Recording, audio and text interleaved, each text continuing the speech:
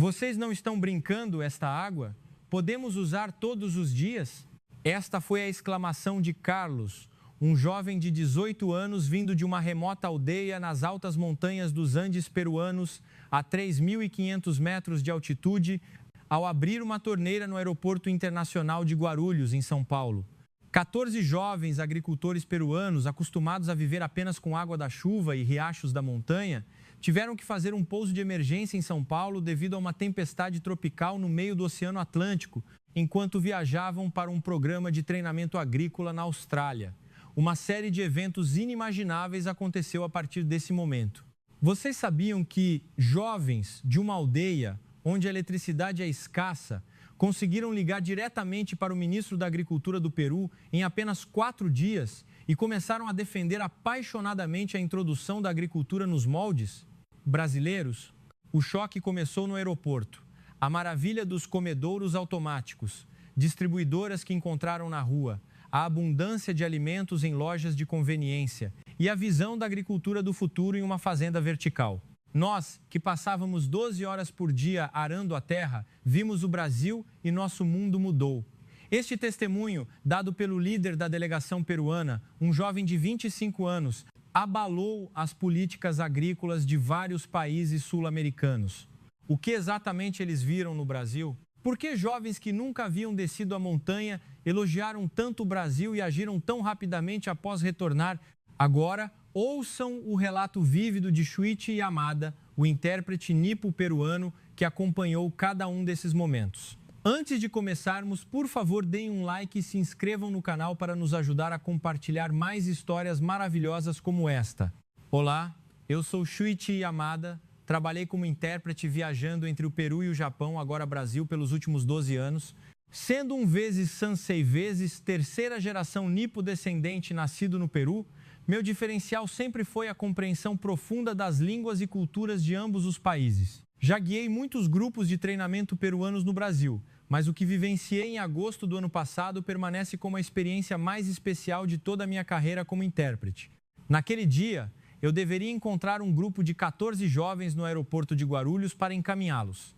A idade média deles era de cerca de 20 anos e todos vinham de aldeias localizadas acima de 3.500 metros de altitude na Cordilheira dos Andes.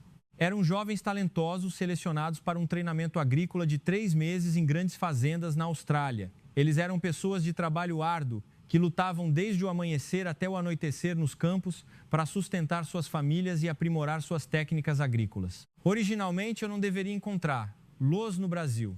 No entanto, no dia da partida, a maior tempestade já registrada no Oceano Atlântico se formou e avançou para o norte, bem na rota de voo deles. O avião já estava perto do meio do Atlântico, mas a companhia aérea decidiu que prosseguir seria perigoso. Recebemos a notícia de que faria um pouso de emergência no aeroporto internacional mais próximo para garantir a segurança, Guarulhos. O capitão anunciou a mudança aos passageiros e a cabine foi envolvida em tensão momentânea. Fui contatado naquela noite com urgência pelo Ministério da Agricultura do Peru, solicitando um intérprete de emergência. Eu precisava correr para Guarulhos para recebê-los. Enquanto esperava no portão de desembarque, senti uma leve preocupação. Era natural que ficassem ansiosos com a mudança súbita de planos e eu temia que tivessem uma primeira impressão negativa do Brasil. Mas minha preocupação estava errada. Quando a porta do portão de imigração se abriu, os rostos dos jovens eram muito diferentes do que eu esperava. Em vez de ansiedade ou confusão, seus olhos estavam cheios de admiração e curiosidade. Carlos, que estava na frente, abriu a boca olhando para mim. Este aeroporto é muito grande, não é? Parece ser 100 vezes maior que o salão da nossa comunidade. Enquanto eu os guiava, perguntei com cautela o que os havia impressionado tanto. A primeira coisa que mencionaram foi a água que saía da torneira. Todos ficaram chocados quando, ao tentar lavar as mãos no lavatório do aeroporto, uma torrente de água fria e transparente jorrou ao girarem a maçaneta. Em sua aldeia, eles estavam acostumados a coletar água da chuva ou caminhar por 2 horas para buscar água do riacho. Carlos ficou parado em frente à torneira por 5 minutos, segurando água na palma da mão e observando-a fixamente. Então ele provou com cautela. Naquele momento, seus olhos se arregalaram e ele chamou seus companheiros. Pessoal, esta água é doce, podemos realmente beber. Os outros jovens se juntaram à torneira um após o outro. Maria, uma jovem de 19 anos ficou incrédula com o fato de a água não parar de correr. A água limpa sai sempre que você abre a torneira, mesmo de madrugada, e não precisa pagar por ela? As perguntas jorraram. Luiz, um jovem de 20 anos, ficou maravilhado com a transparência da água. Na aldeia, a água era frequentemente turva e eles tinham o hábito de fervê-la antes de beber. Ele ficou ainda mais surpreso ao saber que aquela água transparente poderia ser bebida diretamente. Isto é como vidro, é como água mágica, ele exclamou empolgado. O espelho do lavatório também o surpreendeu. Sofia comentou: é a primeira vez que consigo ver meu rosto tão claramente. Na aldeia, elas tinham apenas pequenos espelhos de metal e raramente tinham a chance de ver seus rostos inteiros com nitidez. Verem seus reflexos sob a luz intensa do lavatório era uma visão marcante. Houve uma segunda surpresa durante a retirada da bagagem. A localização da bagagem era exibida em tempo real em uma tela gigante. Andrés, de 21 anos, perguntou intrigado: como esta máquina sabe onde está cada mala? Na aldeia, bagagem significava sacos tecidos à mão ou malas velhas. Um sistema de rastreamento era inimaginável. Quando a esteira começou a se mover, os jovens observaram com a respiração suspensa. O fluxo constante de malas parecia um festival. E quando suas próprias malas apareceram, eles irromperam em aplausos como se tivessem ganhado um prêmio. Todas as 14 malas apareceram em menos de 10 minutos. Eles ficaram impressionados com a eficiência, já que no aeroporto de Guarulhos, esperas de 3 horas não eram incomuns. O mais impressionado foi Marco, de 22 anos. Sua mala tinha uma etiqueta de identificação e, ao ser escaneada, as informações apareceram instantaneamente na tela. Ele arregalou os olhos. Este pequeno pedaço de papel carrega tanta informação. Nome, origem, destino, peso, tudo visível em um instante, o deixou eletrizado.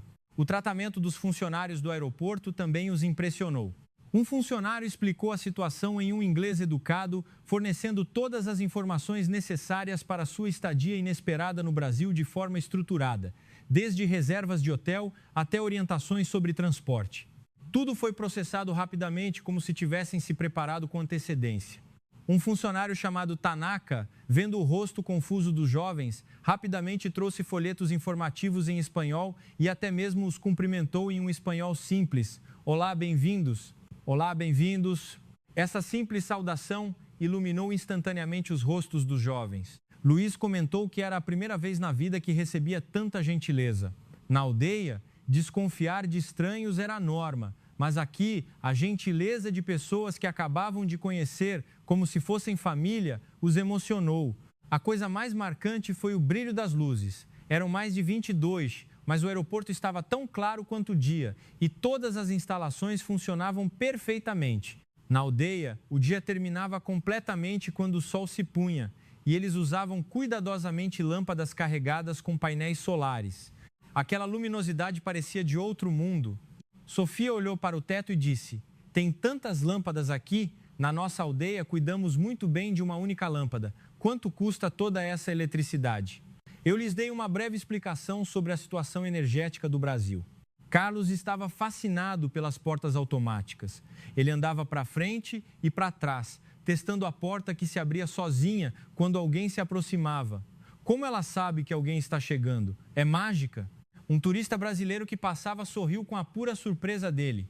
Os vezes escada rolantes, vezes escalators também foram uma grande surpresa. O conceito de uma escada que se move era difícil de entender. Inicialmente, colocavam os pés cautelosamente, mas depois de perceberem que era seguro, eles se divertiam andando repetidamente. Maria observou que isso ajudaria muito os idosos da aldeia a se locomoverem. No trajeto de trem para a cidade, veio o terceiro choque. As longas escadas rolantes e esteiras rolantes que se estendiam do subsolo ao térreo pareciam infinitas. Inicialmente, os jovens, que nunca tinham visto escadas movidas à eletricidade, estavam com medo de usá-las. Andrés perguntou: quanto tempo levou para construir este caminho móvel? Na aldeia, levaria meses para empilhar pedras para fazer uma estrada, e eles ficaram impressionados com a tecnologia necessária para criar uma estrutura tão complexa. Enquanto eu explicava sobre a tecnologia de construção brasileira, todos ouviam atentamente. A complexidade da estação de metrô também os surpreendeu. Várias linhas se cruzavam e placas de sinalização estavam por toda parte. Ao ver o mapa da rede, Luiz disse: Isto é uma cidade subterrânea. Deve ser maior que toda a nossa aldeia. Expliquei que o número de pessoas que usavam aquela estação diariamente era muitas vezes superior à população da aldeia deles, e eles reagiram com expressões de incredulidade. O último choque veio ao entrar no trem expresso para o centro. O trem chegou exatamente na hora marcada, e o interior oferecia um conforto inimaginável em sua vila montanhosa. Os assentos eram macios, o ar-condicionado estava ligado e havia pouquíssimo ruído. Sofia, de 22 anos, exclamou: "Isto é um trem, parece o interior de um avião."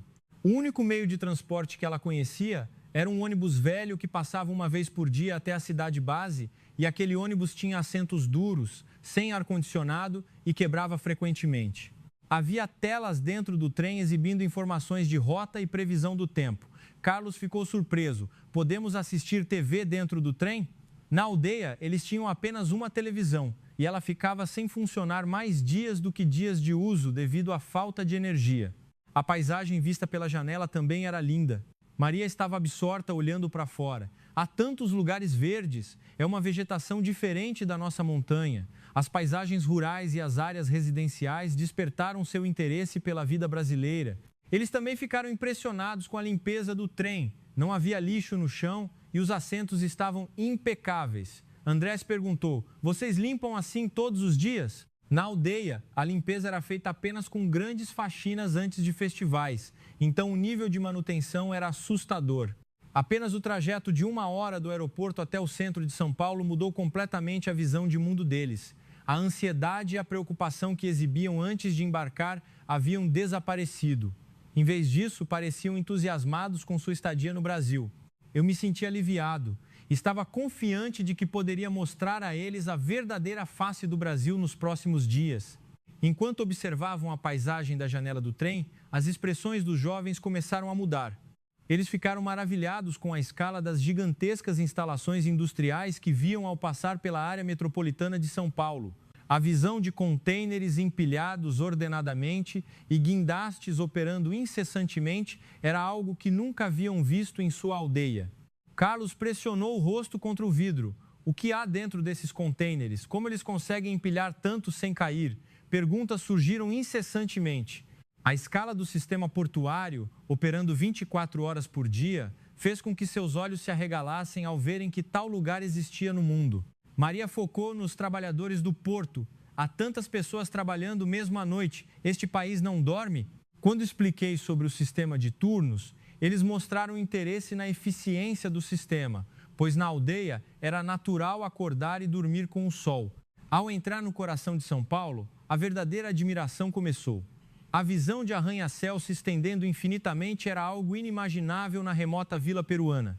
Mas o que era mais impressionante do que a altura dos prédios era a luminosidade, parecendo dia mesmo à noite.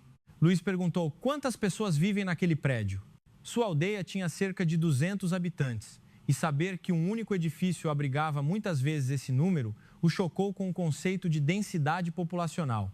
Olhando para a luz que vazava pelas janelas dos prédios, Sofia comentou: "Todos estão usando eletricidade até tarde da noite. Quanto será a conta de luz?"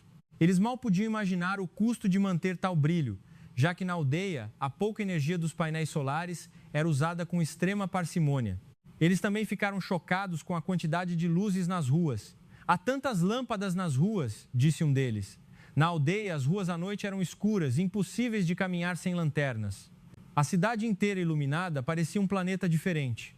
O fluxo de tráfego nas estradas também o surpreendeu. Mesmo tarde da noite, havia muitos carros, mas o fluxo era ordenado. Os semáforos mudavam regularmente. As trocas de faixa eram feitas de forma organizada, era um mundo diferente do velho ônibus, que era o único transporte que conheciam na aldeia.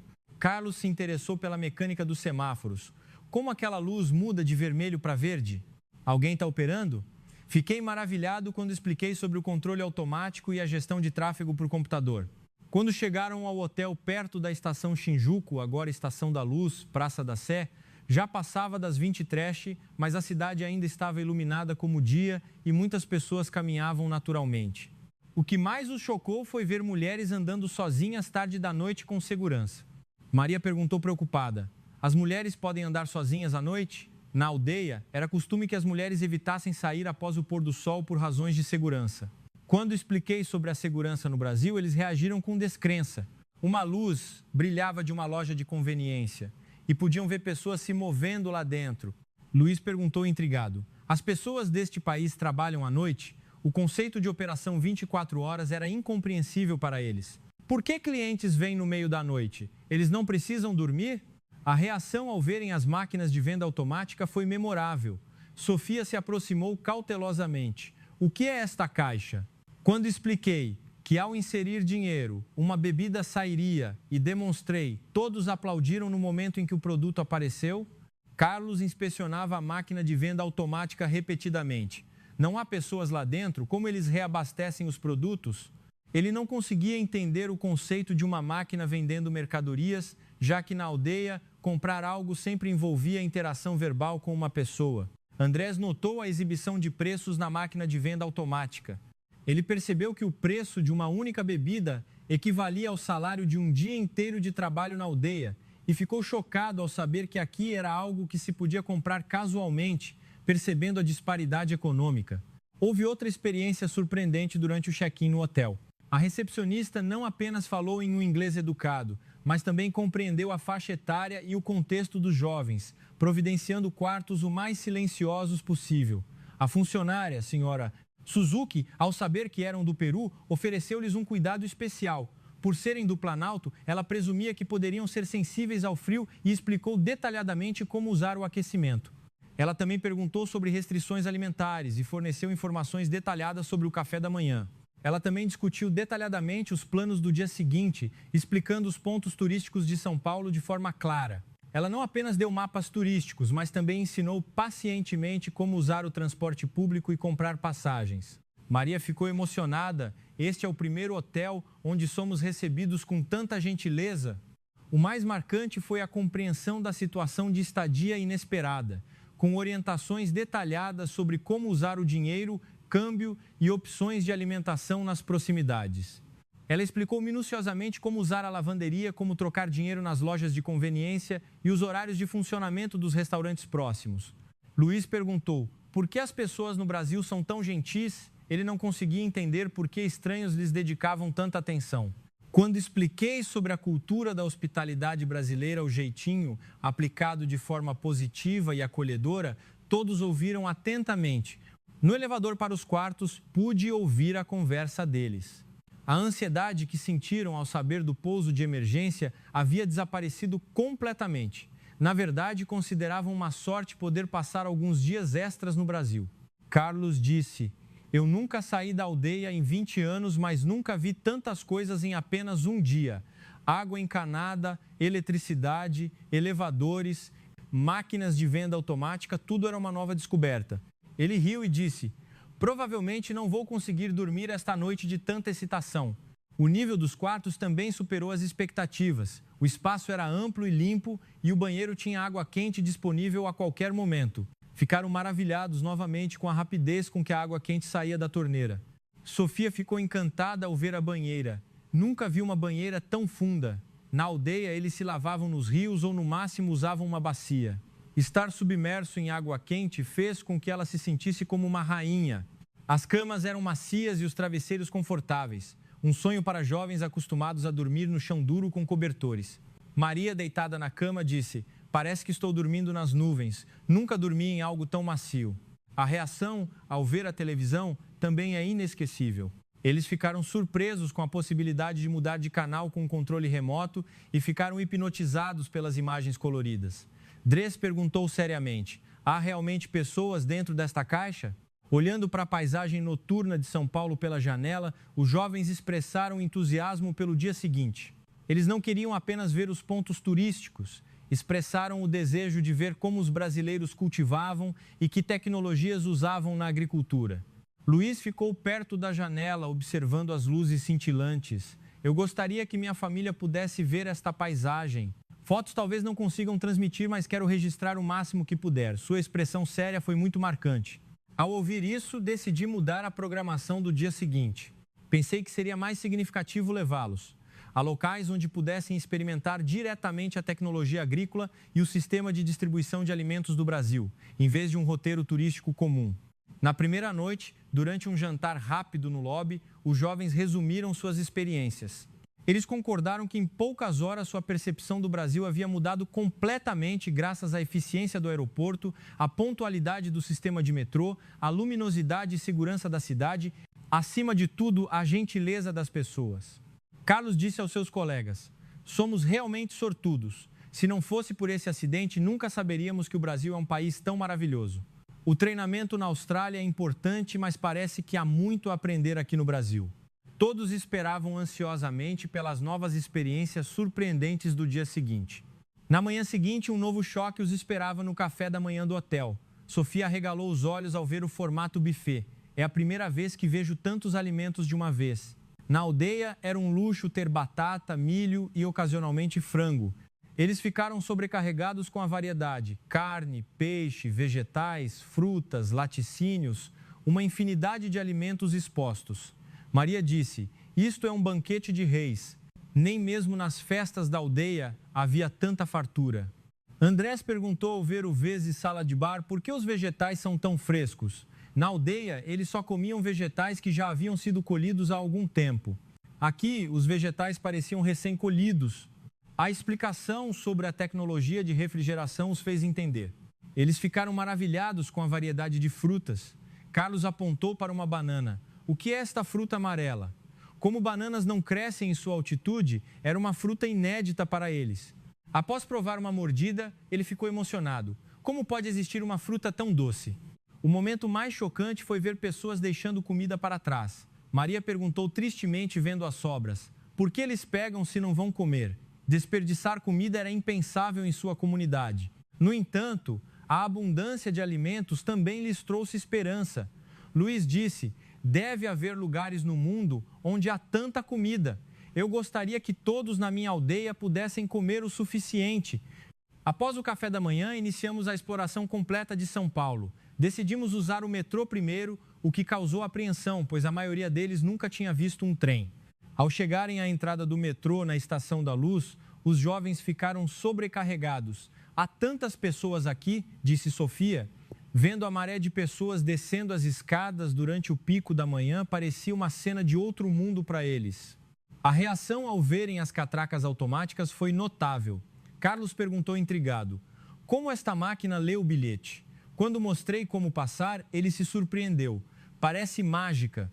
Comprar passagens também foi um desafio. Andrés ficou confuso com a complexidade da tela na máquina de venda de bilhetes. "Há tantos botões, o que acontece se eu apertar o botão errado?" Depois que ensinei como operar, ele aprendeu rapidamente e comprou passagens com satisfação. A complexidade da estação de metrô os dominou. Várias linhas se cruzavam, com sinalização em todos os lugares. Maria disse: "Este povoado subterrâneo deve ser maior que nossa aldeia inteira." Eu expliquei que o número de usuários diários da Estação da Luz era milhares de vezes maior que a população da aldeia deles. O mapa da rede também gerou surpresa.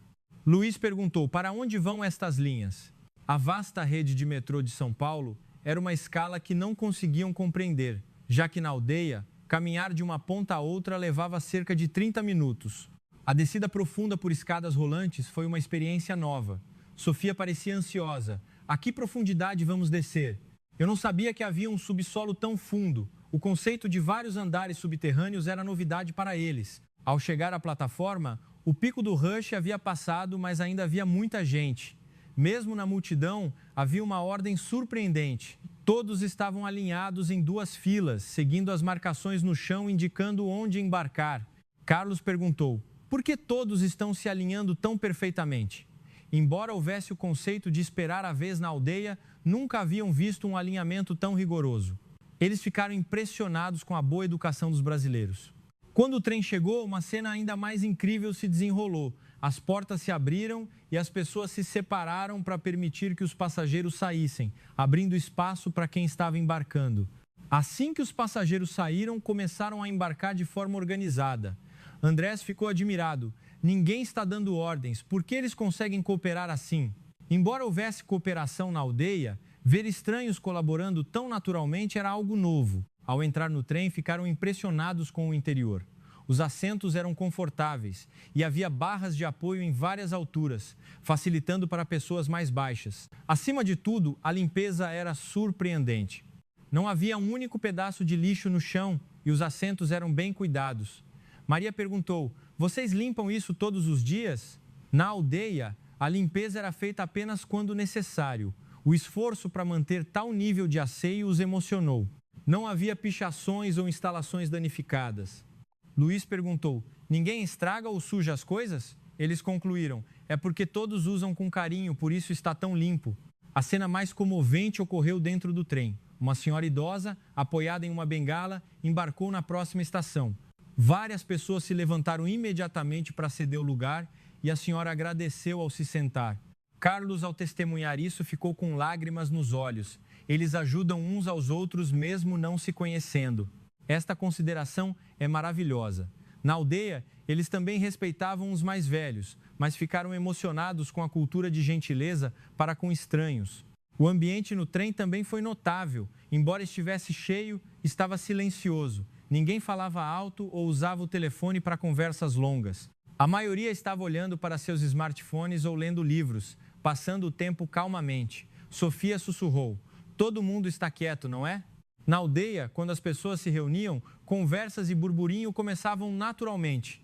Ali, eles estavam aprendendo o conceito de etiqueta em locais públicos. Chegando ao mercado municipal, equivalente ao mercado de peixe de Tsukiji, eles ficaram sobrecarregados com a escala do sistema de distribuição de alimentos. Ao pisar na entrada do mercado, perderam as palavras com a magnitude e o dinamismo.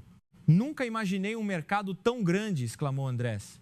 Enquanto caminhavam, viram todos os tipos de frutos do mar. O tamanho dos atuns os chocou particularmente. Carlos arregalou os olhos. "Existem peixes tão grandes?" Eles só conheciam peixes de rio, então o tamanho dos peixes do mar excedeu sua imaginação. A cena do leilão também foi marcante. Ao saberem que um único atum era negociado por centenas de milhares de reais, Luiz ficou chocado com um preço que equivalia a vários anos de renda de sua família. Foi um momento de percepção da disparidade econômica mundial. No entanto, eles também se interessaram pelo sistema que permitia que peixes tão frescos circulassem diariamente. Maria perguntou: "Como vocês transportam isso mantendo a frescura?" Eles anotaram diligentemente enquanto eu explicava sobre a tecnologia de refrigeração e o sistema logístico.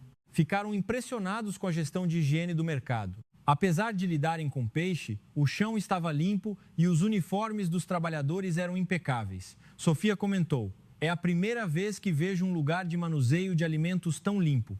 A escala dos equipamentos de refrigeração também os impressionou. Ao verem grandes câmaras frigoríficas armazenando grandes quantidades de peixe, Andrés compreendeu o poder da tecnologia. Na aldeia, a limitação de técnicas de conservação fazia com que grande parte da colheita fosse desperdiçada. Ao meio-dia, almoçamos em um restaurante de vezes kaiten sushi, vezes sushi em esteira rolante. O próprio conceito de sushi giratório foi uma surpresa. Carlos perguntou curiosamente por que o sushi está girando. Ele ficou emocionado com o sistema que permitia pegar o que quisesse sem precisar pedir. Foi a primeira vez que provaram peixe cru. Inicialmente cautelosos, ficaram maravilhados com a frescura e o sabor delicioso. Sofia se surpreendeu. "Eu não sabia que peixe podia ser tão doce."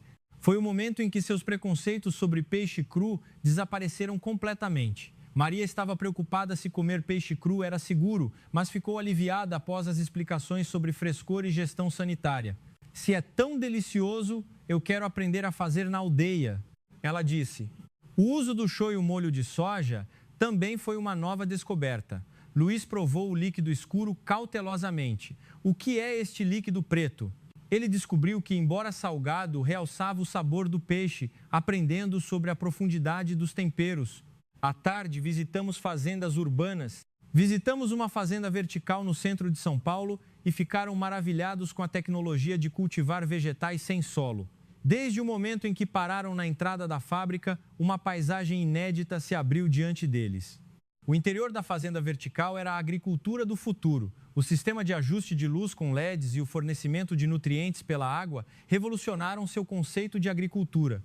Carlos exclamou: "É inacreditável cultivar vegetais sem terra." Eles observaram de perto o sistema de cultivo hidropônico. Maria ficou emocionada. "Letuces tão bonitos crescem apenas com água." Eles também ficaram impressionados com a brancura e limpeza das raízes, comparando-as com os vegetais cultivados em solo. Andrés perguntou: esta luz é igual à luz do sol? Ao explicarem a tecnologia de ajuste do comprimento de onda da luz para promover o crescimento das plantas, ele ficou maravilhado com o poder da ciência. O mais interessante foi a produtividade da colheita. Sofia ficou surpresa. Em uma área igual, você escolhe tantas coisas, a eficiência era muitas vezes maior do que nos campos da aldeia. Eles pensaram seriamente que trazer essa tecnologia para a aldeia poderia salvar muitas pessoas. O Sr. Tagawa, responsável pela fazenda, ficou emocionado com o entusiasmo dos jovens e deu explicações detalhadas. Ele explicou que, embora houvesse um custo inicial, a longo prazo a agricultura se tornaria eficiente e estável. Luiz perguntou preocupado: isto pode ser feito sem eletricidade? Quando questionado sobre a combinação com energia solar, Tagawa explicou as possibilidades, e eles sentiram esperança ao saber que poderia ser implementado em qualquer lugar se combinado com energias renováveis. Houve perguntas sobre o controle de pragas. Maria perguntou: por que não vêem insetos? Eles aprenderam que o ambiente fechado impedia a entrada de pragas, abrindo seus olhos para a possibilidade de agricultura sem pesticidas. A baixa quantidade de água usada também os impressionou. Carlos ficou maravilhado. Crescem com tão pouca água? Como a escassez de água era um problema sério na aldeia, essa eficiência era revolucionária. Ao anoitecer, paramos em uma loja de conveniência. Ficaram impressionados novamente com a variedade de produtos, de alimentos a itens de higiene disponíveis 24 horas, a imagem de tudo estar abundantemente exposto sob luzes de dia, mesmo à noite, era de outro mundo. Carlos comentou: se houvesse uma loja assim na aldeia, a vida de todos seria mais fácil. Eles entenderam o valor da conveniência e da disponibilidade 24 horas. O mais chocante foi a capacidade de realizar serviços bancários e pagar contas públicas na mesma loja. Andrés perguntou, confuso: por que uma única loja pode fazer tantas coisas? Eles observaram a operação de um caixa eletrônico, ATM. Maria se surpreendeu. Esta máquina tira dinheiro? Ela não conseguia entender como se podia sacar dinheiro sem ir a um banco. Na aldeia, as transações eram principalmente em dinheiro e o próprio conceito de banco era estranho. Também observaram o serviço de retirada de encomendas. Sofia perguntou, intrigada: as encomendas chegam aqui? Eles ficaram impressionados com o sistema de retirada de produtos comprados pela internet na loja de conveniência. O atendimento dos funcionários também foi marcante. Mesmo sendo estrangeiros, eles foram atendidos com gentileza, sem expressão de desagrado. A jovem funcionária, trabalhando sozinha à noite, reforçou a percepção da boa segurança. Luiz observou: é seguro que uma mulher trabalhe sozinha à noite. Eles também se interessaram pelas habilidades dos funcionários da loja. O escaneamento rápido dos códigos de barras e a precisão e rapidez do caixa eram admiráveis. Carlos comentou: é incrível trabalhar tão rápido e com tanta precisão. Eles também ficaram sobrecarregados com a variedade de produtos. Havia dezenas de sabores, de vezes pão de queijo, vezes equivalente ao onigiri. Dres riu: com tantas opções eu não saberia o que escolher. Na noite do segundo dia, no hotel, eles revisaram as experiências do dia. A conveniência do sistema de metrô, a precisão do mercado, a tecnologia da fazenda vertical, a multifuncionalidade das lojas de conveniência, tudo era um mundo à parte da vida na aldeia. No entanto, os jovens não estavam apenas maravilhados, eles pensavam seriamente em como levar essas tecnologias e sistemas de volta para sua aldeia. Sofia disse que queria aprender a tecnologia da fazenda vertical para resolver a escassez de alimentos na aldeia. Carlos mencionou que construir uma loja multifuncional como a loja de conveniência tornaria a vida mais fácil para todos, compreendendo o valor de acessar múltiplos serviços em um só lugar. Maria disse que um sistema de transporte eficiente como o metrô facilitaria a viagem da aldeia para a cidade, vislumbrando a possibilidade de reduzir o tempo de viagem de 3 horas. Eles terminaram o dia esperando mais aprendizado no dia seguinte. O terceiro dia foi dedicado à visita a fazendas fora da capital. Planejamos visitar uma grande fazenda no estado de São Paulo para testemunhar em primeira mão a tecnologia agrícola brasileira. Saímos cedo de ônibus e a paisagem rural vista da janela já os emocionava. Tudo que viam das rodovias era novidade. Ao verem a terra organizada, sistemas de irrigação eficientes e maquinário agrícola moderno espalhado, Luiz exclamou: Isto é agricultura de verdade. Eles também ficaram impressionados com a beleza da organização dos lotes de terra. Carlos disse: nunca vi campos tão bem organizados. Os campos da aldeia eram terraços irregulares, aproveitando as encostas da montanha. Ao chegarem à fazenda, fomos calorosamente recebidos pelo proprietário, Sr. Sato. Ao saber que eram aprendizes agrícolas do Peru, ele concordou em dar explicações detalhadas. A paixão de Sato pela agricultura era contagiante. Começamos com uma demonstração de máquinas agrícolas grandes. Os jovens ficaram maravilhados com o tamanho e a precisão de tratores e colheitadeiras vistos de perto. Sofia observou: com máquinas tão grandes, uma pessoa pode fazer o trabalho de centenas, não é? Eles foram autorizados a sentar na cabine do trator. Andrés ficou impressionado. O assento do piloto parece o de um avião.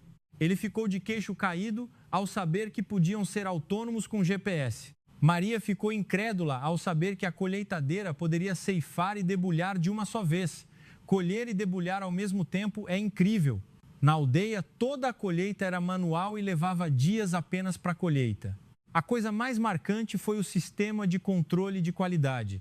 Todas as etapas, da colheita à expedição, eram gerenciadas por computador, garantindo a rastreabilidade.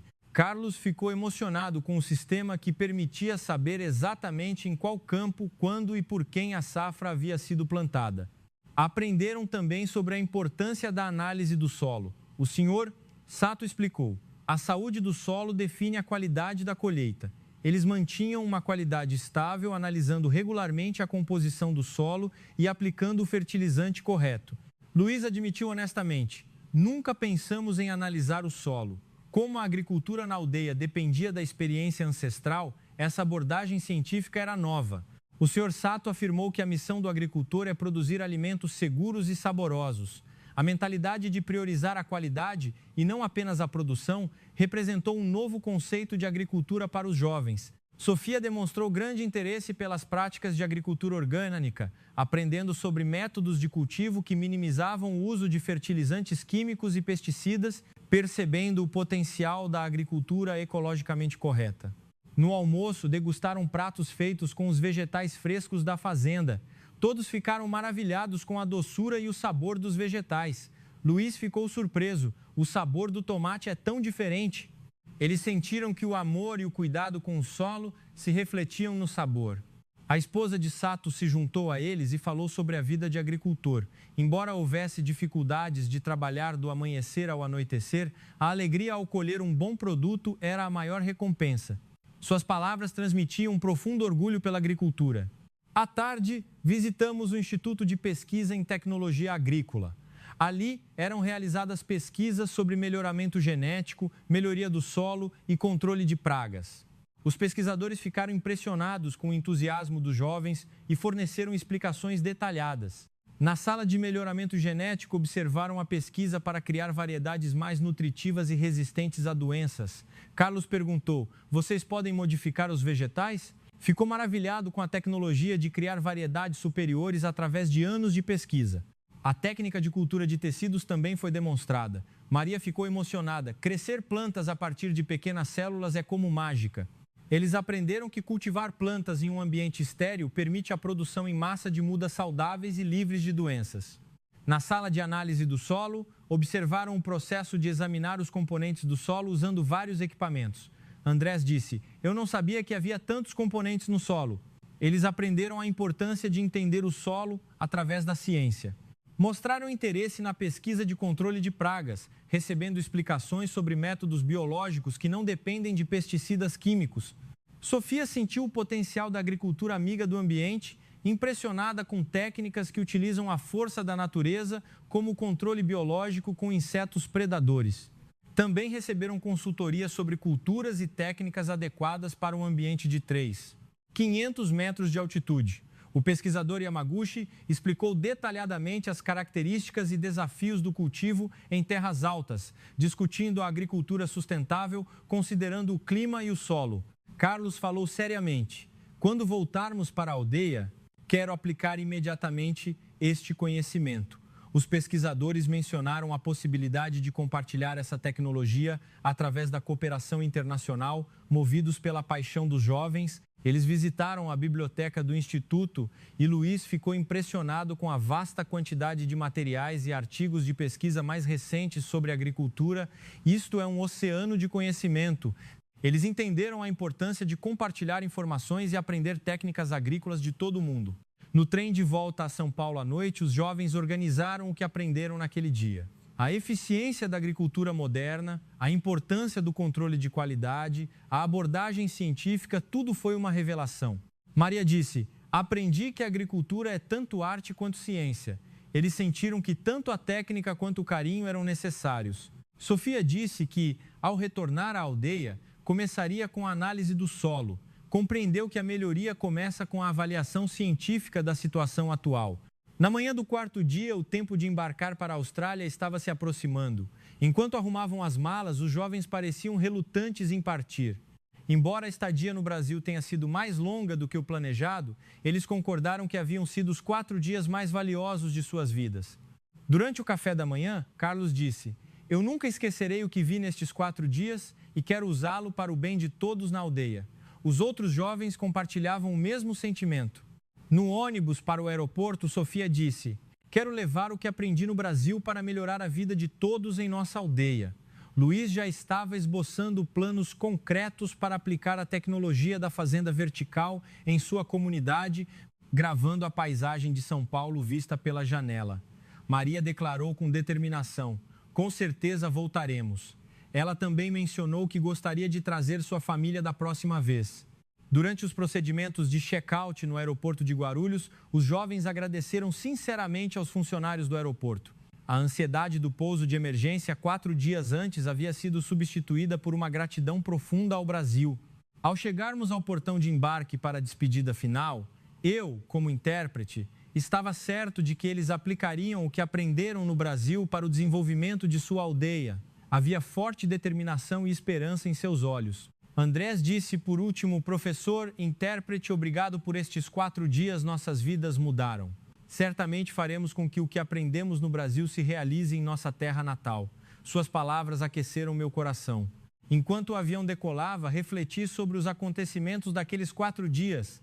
Nunca imaginei que um encontro acidental poderia ter um significado tão grandioso. 2 meses depois, recebi notícias do Peru. Os jovens, após terminarem seu treinamento na Austrália, haviam agido imediatamente ao retornar. Carlos havia feito uma apresentação detalhada sobre a tecnologia agrícola japonesa para o Conselho de Anciãos da aldeia. Maria estava redigindo um projeto para a construção de uma fazenda vertical. Sofia organizou um grupo de mulheres da aldeia para realizar sessões de estudo sobre novas técnicas agrícolas. Luiz introduziu um kit simples de análise de solo e iniciou práticas agrícolas científicas. Mais chocante ainda foi o fato de terem contatado diretamente o Ministério da Agricultura do Peru, propondo cooperação técnica agrícola com o Brasil. O interesse governamental aumentou e um plano para convidar especialistas agrícolas brasileiros ao Peru começou a ser considerado. 6 meses depois, tive a oportunidade de visitar o Peru novamente. Ao visitar a aldeia dos jovens, as mudanças eram evidentes.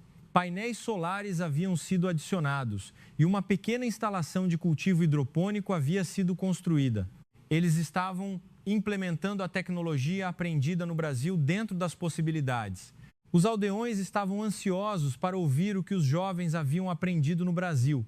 O sistema agrícola eficiente, a importância do controle de qualidade, a agricultura vertical, tudo era um conhecimento novo para eles. 1 ano depois, um acordo de cooperação técnica agrícola foi assinado entre os governos do Peru e do Brasil.